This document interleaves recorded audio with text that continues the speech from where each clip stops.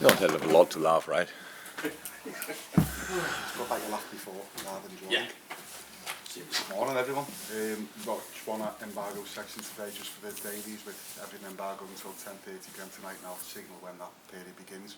Billy, do you want to go first? Yeah, Jurgen, we'll start with team news. Jordan Henderson obviously wasn't involved in midweek. Is he available to play this weekend? And James Milner, has he had to go through concussion protocols, and is he okay to play this weekend as well? So, Hendo, yes, he's available. Trained yesterday, completely normal, so should be fine.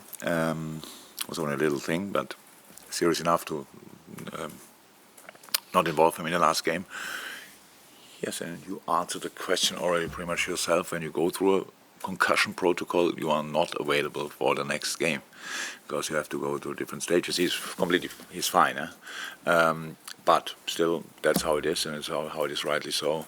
You have to go to different stages, and that means he is available for non-contact training on Monday and full contact training on Tuesday, if everything goes well until then. And that's what we expect, because he was actually yesterday already good. We saw the impact that Darwin made when he came on the substitute. It's 5 goals in his last 7 now, and he seems to be someone who seems more certain of himself, more sure of his role in the side, and that confidence and the progression seems to be improving week by week. I mean, what difference are you seeing in him at the minute in his all-round game? Yeah, big steps, and still space for improvement because the boy is an incredible package. But you could see immediately he's a real threat in the finishing area, involved in a lot of things. That's why you then realize how few big chances he missed. Imagine he would have scored from them as well. So he's involved in pretty much everything. He's always an option to pass to cross the ball to these kind of things. He came on, didn't play extremely long, but involved in both goals, which is good. And yeah, so big steps, absolutely. The season so far has been contrast. You look at your 5 Definitely wins in the Champions League. You've beaten the form team in Europe in midweek. You've beaten City twice this season as well. When you take all that into account, how big a moment do you feel this is in the season? Because you've got the opportunity to follow up a win in the week, the way you bounce back from those 2 defeats in the Premier League. You've got the chance now to close the gap on Spurs to 7 points, and it feels like it could be a big moment, a big opportunity to build a little bit of momentum going towards that international. Yeah, big game for us, massive game for us, and it's difficult as well. Spurs away. Yeah, everything you said is right. So I didn't count now the points distance between us and them, but it's we cannot be picky with opponents and games, and where we want to get points, we have to go for it, definitely. But it's difficult. We all know that Tottenham is a side that is well organized, defending extremely high level. So. And counter-attacking is a massive thing. Now, the last 2 games, we had to chase the game, and we saw the offensive power as well. So I think Spurs it's a good moment. So they had turned now 2 important games around the last minute, and especially the last one was a really big one for Tottenham. And so we are prepared for a confident, strong opponent. Tottenham was your first ever game, I think, wasn't it, for Liverpool? You've done relatively well against them over the last, I think you were beaten in 9 now. So that one before the 9, that was the game at Wembley that seemed, it doesn't feel like it's a million miles away maybe from now in terms of good Champions League games either side, and then maybe it's a blip, and then it seems to be around that time. Can you see any similarities from that sort of period to now in terms of doing really well and then a blip, and then just to put things into perspective?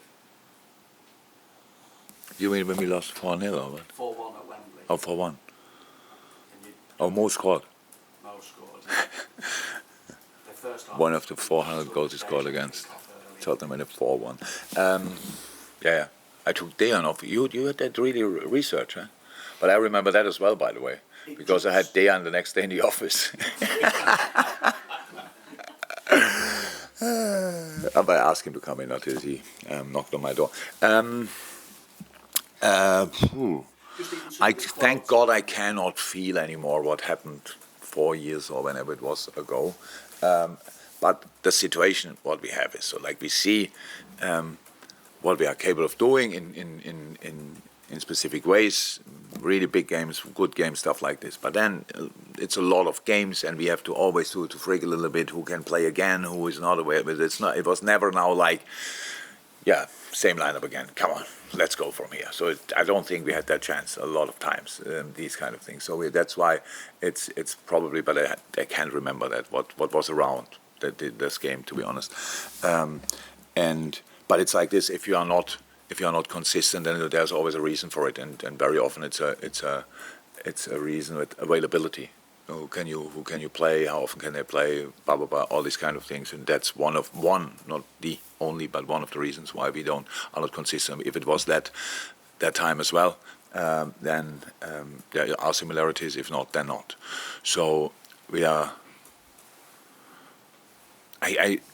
The problem is with if you to explain wins, it's really easy because nobody listens really, because everyone's in a great mood and it's like you're just smiling and it's good shape.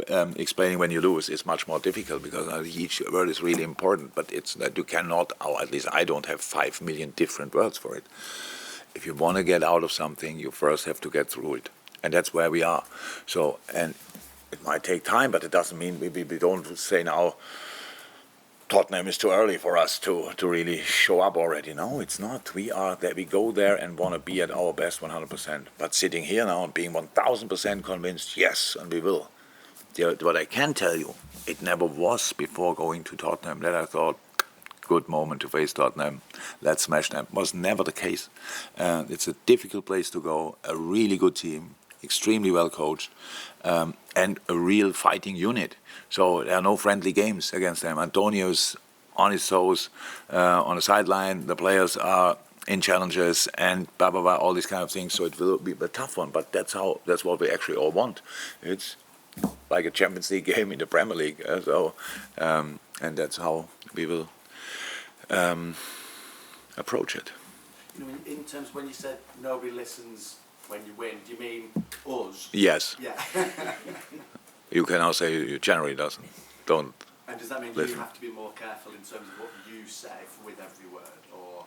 I cannot. No, not careful. I'm not sure if I should be more careful. No, it's not about that. It's just like I can imagine that people in a phase like this, it takes a bit longer. So always the same, fighting and doing this and again and these kind of things. Yeah, sorry. Without fighting, we shouldn't even try. Yes, we have to fight through this. That's the case. That's how it is. You cannot play through it. You cannot say now, by the way, forget the defending stuff. Let's just circle around them and these kind of things. Pass the ball through them. Nutmegs here, back heels there. That's not how it works. So, and that's why we are in the mood we are. And it's absolutely okay. And of course, that it's rather good that in between you lose against Leeds, and I couldn't have felt worse. No chance. But then you play a good game against a team in form, and that gives you a lift. That's normal. Completely. Bam. Here we go. And now we play Tottenham, and now we try to make sure that we feel like after the Napoli game. Thank you, Juliet. Is it as easy, Jurgen, then, as saying that you raise your game, the team raises its game against bigger, better opposition? Like your Napoli, like your Manchester City?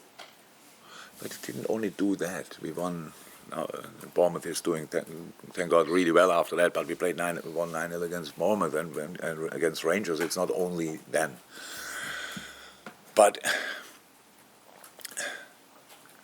our problem, why we changed systems and why we did all these kind of things, is one is the availability of players. The other thing is like we were not as solid defensively as we used to be. So, and you can always point the finger in the things you don't do well and say, okay, this was not good, we have to improve this, we have to improve that. Or you give them a completely new textbook. So and that's what we tried with changing the system. So now it's not about how did we last game, so it's like a new chapter. Okay, in this system we do it like this. You don't compare it with the last one. So like a positive start and to make sure to help the boys, because that's actually my main job, to help the boys to do what they do in the most confident way and manner. And that's why we did that. And because our problem in these moments was defending, actually, as a team, as a unit. And that's why I said now in the last game, we defended Napoli extremely well, a football-playing side, but we closed exactly right gaps, everybody was involved, chasing from the back, our counter press was really good, we had a high last line, that means we were high up in midfield, so we really could be around these situations, the football things. And that's why it's not the system gave us opportunity to defend better. No, we defended in a system better in which we didn't defend that well 5-6 weeks ago, since we played it last time. And that's it. We have to defend on an incredibly high level. And then sometimes, and now the big challenge, obviously, even if we defend really well, we have to attack as well. And now against Tottenham, counter attacks are a real threat, a real strength of them, and so you need to be well protected. All these kind of things. So it's not that you can close in football one door or solve one problem relatively, or relatively it's pretty likely that you open another problem in that moment, another gap in football, and these kind of things. And that's why we are trying, and with all the things we know about football, in the end you have to play the game. And the next game is Tottenham, and I'm looking forward to it. You're welcome. Hi, Jurgen. Hi. Different competition, I know, but how much of a step forward was that defensively to get a clean sheet against Napoli? I know in some terms it was a dead rubber, but in terms of... This game didn't look for a second like a dead rubber, I would say. It's solving the defensive difficulties that you've had from the start of the season. No, it's margins. It's margins. We didn't concede a goal in that game for, what was it, an armpit? Yeah. So, look, that's how it is. It's the difference between not conceding is sometimes armpit. So that's how it is. I don't know. It's not that I think we defended in the best possible way, but it was a set piece. All the rest, when you considering how good Napoli is in this moment in time, how easy it looks in moments when they play. This is the analysis of Napoli was a pure joy from a football point of view, because everything they do works out in the moment. It's crazy the way they score goals, where they score the goals, the minute and highest tempo, all these kind of things. So, and the challenge was to deny that, and we did that. We did that in a really good way. So that's good, obviously. But it's no news to me that we can do that. So we just have to do it again. So that's how it is, and again and again and again. That's how it is. But it's a different game. Napoli is offensively orientated team. At Tottenham, it's not 100% clear how they will get into this game. It's a home game, and last two games, when they had to chase it, was an obvious change of approach. Before that, it was rather well organized and a bit deeper defending and going for counter-attack. So we have to expect pretty much both. But one will be sure, when we have the ball, they will be really compact and will be really difficult to play against. That's clear, with a 5-3-2 maybe. And that's the challenge now. It's no, you cannot compare it. And yes, it's important that we did it. Of course, it's important. And again, the game didn't look like for a second like a dead rubber. Both teams really went for it. It was really intense, and that's what I liked about it, because it could have been a boring 0-0, and even as long as it was 0-0, it was not boring. How much of a step forward was midweek for Fabinho? Because somebody who, by his very own high standards, has struggled this season, and it's something that's difficult. It's good. It's absolutely good. The game was a clear sign of Fabinho, how we know him. Was a good game, but we defended in all positions on a different level to the week before, and so. Yes, but it was good. Felt good. For him, very important to realize that that's possible as well, and it was a good start in the right direction. Carl? Can I just go back to the circumstances of Roma in concussion is obviously a major thing in all sport now, and you've had experience with Enquiries in the Champions League final. Just wondering how you think how it can be dealt with differently when it happens on the pitch. There's been a couple of instances recently where there's been criticism of how clubs have maybe handled it. I'm not saying in this instance, but No, I know. It's difficult. It's not that easy because you need two sources. One is the doctor, one is the patient. That's how it always is. I'm not sure anybody of you had already concussion. I had it once or twice in my life, and I feel different, and or they felt different, and for me it was clear. He got a real check on the pitch. It was fine. In the first place when it happened, went in the dressing room with our meeting. Millie was completely fine. I spoke yesterday to him, which thought it's 100% okay, and came out. Now after calming down, came out and the flat light. We're like, whoop, what's going on here? So and then he realized, and that's then obviously the most important source, that the player realized, that's not good. So we have to stop. That was the moment when we stopped, when he sat down, and we took him off, obviously. So. I don't think it can be really dealt differently with it, because usually the doctor gets on the pitch, and if the doctor, and doctors are like this, if they feel, hey, he's not all right, then it's immediately gone. There's no chance for the player to say, no, I'm fine, but if you count my fingers or whatever tests they are doing. So everybody takes it really seriously. Really seriously. Nobody wants to push a player through with a concussion and think, yeah, that's an old. What was that with Mr. Klopp?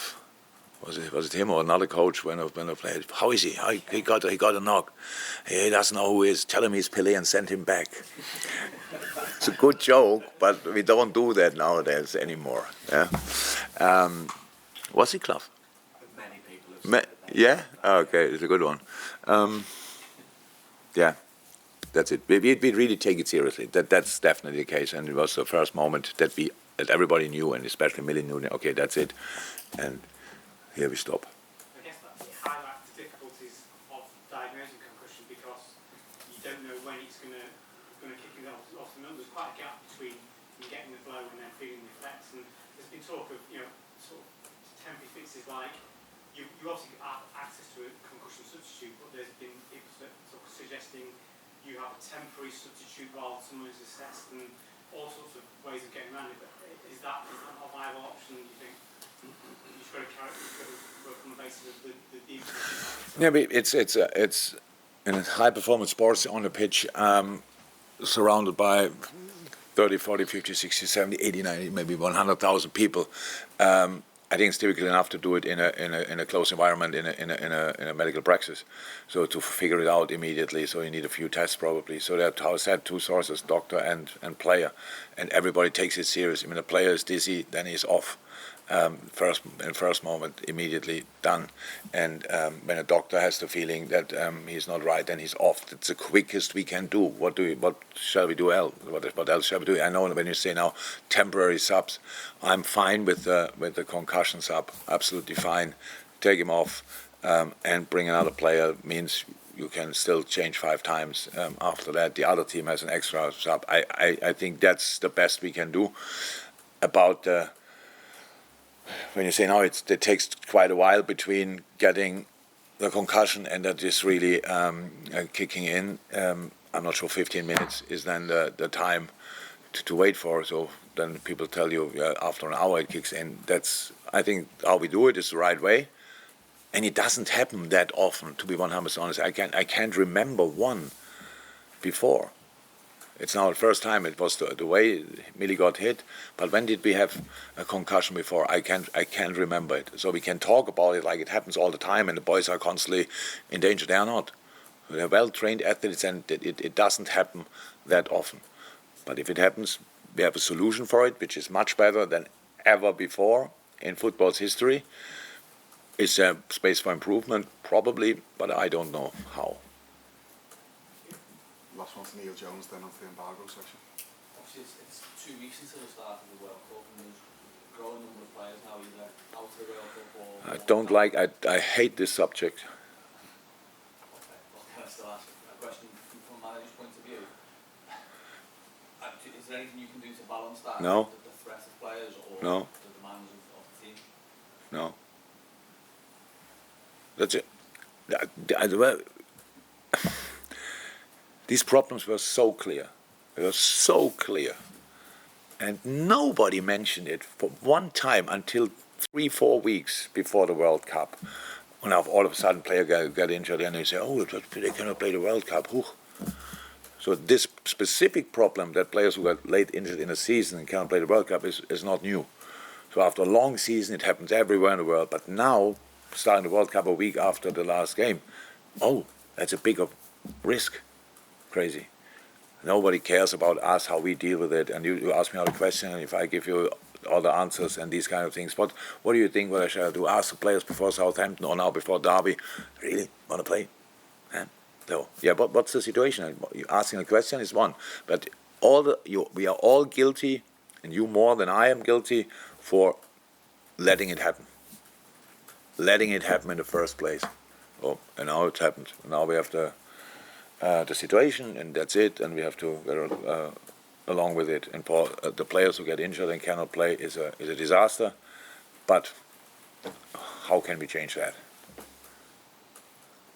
On to the embargo section, everything's held until 10:30.